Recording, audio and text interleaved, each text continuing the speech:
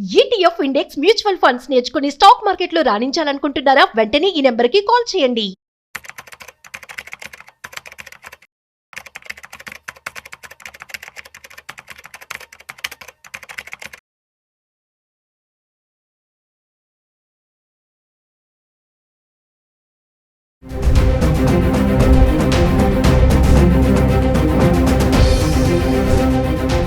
నమస్తే, welcome back to Suman TV. ప్రస్తుతం మనతో పాటు ఉన్నారు certified astro business coach Javeria గారు. నమస్తే మ్యామ్. నమస్తే నవీన గారు. మేడం, ఇప్పుడు గోల్డ్ అండ్ సిల్వర్ ప్రైసెస్ తగ్గొచ్చు, పెరగొచ్చు, ఒకవేళ బ్యాలెన్సింగ్ కూడా ఉండొచ్చు. మరి నా క్వశ్చన్ ఏంటంటే, ఒకవేళ ఇంటర్నేషనల్ మార్కెట్ కానీ బులియన్ మార్కెట్లో రేట్లు చూసుకుంటే మన దేశంలో బంగారం ధరల పైన వీటి యొక్క ఇంపాక్ట్ ఎలా ఉంటుందంటారు? ఎస్ నవీన గారు, బులియన్ మార్కెట్ అనేది ప్రాంతాల వారీగా కూడా ఉంటుంది. మన Hyderabad bullion market, Indian bullion market, so రకరకాలుగా దేశవ్యాప్తంగా కూడా సపరేట్గా కంట్రీ వైజ్, స్టేట్ వైజ్, ఖచ్చితంగా సిటీ వైజ్ అనేది మనం చూస్తూ ఉంటాం.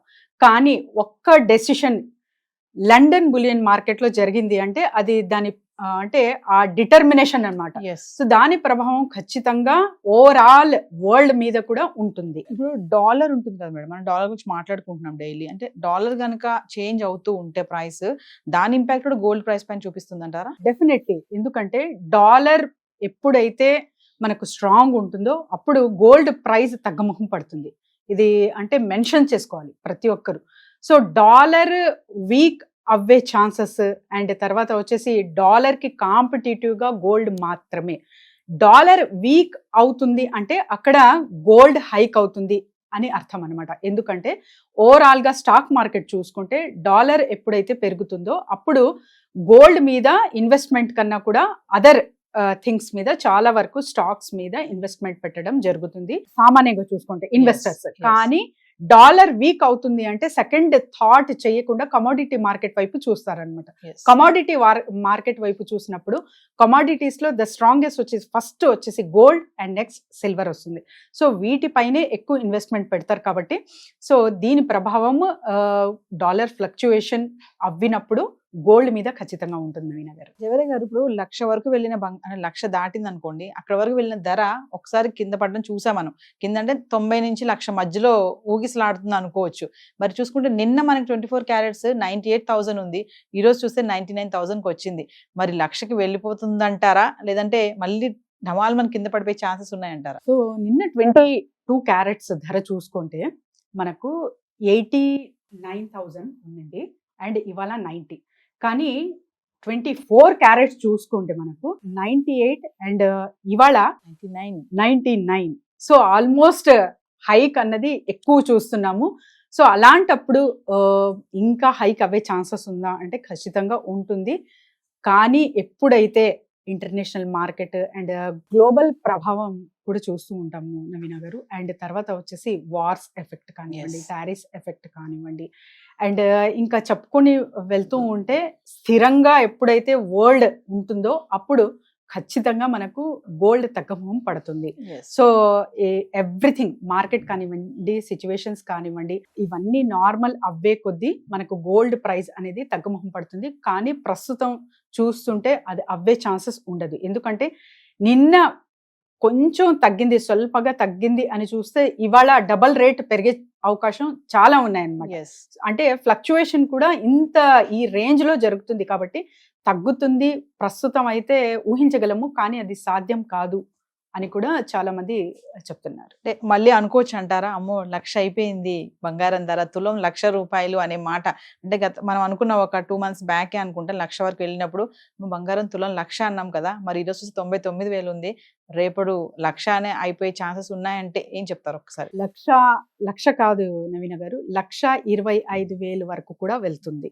ఆ ఛాన్సెస్ కూడా ఉన్నాయి. కానీ ఎప్పుడు ఏంటి అనేది ఒకేసారి అవుతుందా, మరి 1 month, 1 or 2 months or 3 months లో అవుతుందా అంటే అది జరిగే పని కాదు. చాలా అంటే మినిమం గా హైక్ అవుతూ పోతుంది అనమాట. మరి కమింగ్ టు అమెరికా అధ్యక్షుడు డొనాల్డ్ ట్రంప్, మనం అనుకుంటాం ప్రతి దానికి కూడా ట్రంప్ యొక్క ఇంపాక్ట్ ఉంటుంది. అంటే ట్రంప్ తీసుకునే నిర్ణయాలు అన్ని దేశాల పైన కూడా ఇంపాక్ట్ చూపిస్తుందని. మరి ఈ రోజు 1,00,000కు వెళ్తుంది బంగారం ధర అంటే దీనికి కూడా మనం ట్రంప్ తీసుకోవచ్చు అంటారా? వన్ ఆఫ్ ది రీజన్ అనుకోవచ్చు. ఎందుకంటే ట్రంప్ కేవలం తన మూలానే అని కూడా మనము ఇక్కడ ఫింగర్ పాయింట్ చేయకూడదు. But he's also one of the reason అన్నమాట. ఎందుకంటే తను తీసుకున్న డెసిషన్స్ వలన మొత్తం అంటే చాలా మేజర్ చేంజెస్ చూసాం. Yes. అసలు ఊహించలేని major changes in world wide గా ఇంటర్నేషనల్ మార్కెట్ పైన పడింది కాబట్టి టారిఫ్ వలన చెప్తున్నాను నేను. అండ్ ఇంకా అదర్ కంట్రీస్ పైన కూడా ఎస్పెషలీ మన ఇండియాకి టార్గెట్ చేసినట్టు కూడా ఇక్కడ కనిపిస్తుంది కాబట్టి so he's also one of the reason అనొచ్చు, తనే మెయిన్ అని కూడా అనలేము. మరి కమింగ్ టు ఇన్వెస్ట్మెంట్ మేడం, మరి ఇన్ కేస్ 1,00,000 అయిపోతే మరి ఇన్వెస్ట్మెంట్ చేసే వాళ్ళు ఈ టైంలో చేయొచ్చు అంటారు. 99,000 లో ఉంది కాబట్టి ఇప్పుడు ఇది కరెక్ట్ టైమా కాదా అంటే? డెఫినెట్లీ నవీన గారు చెయ్యొచ్చు, కానీ దేని కొరకు చేస్తున్నారు? For future purpose long term చేస్తున్నారా, లేకపోతే ఇవాళ నాకు కావాలి నచ్చింది ఒక నగ, నేను నగ కొనాలి ఆర్నమెంట్ రూపంలో చేస్తున్నారా అనేది ఎవరికి వాళ్ళు డెసిషన్ తీసుకోవాలి. సో నా దగ్గర డబ్బులు ఉన్నాయి, ఆర్నమెంట్ రూపంలో నేను వెళ్ళాలనుకుంటున్నాను, ఏదో ఒక జ్యువెలరీ పర్చేస్ చేయాలనుకుంటున్నాను అంటే క్యాలిక్యులేట్ ద యువర్ ఎకానమీ.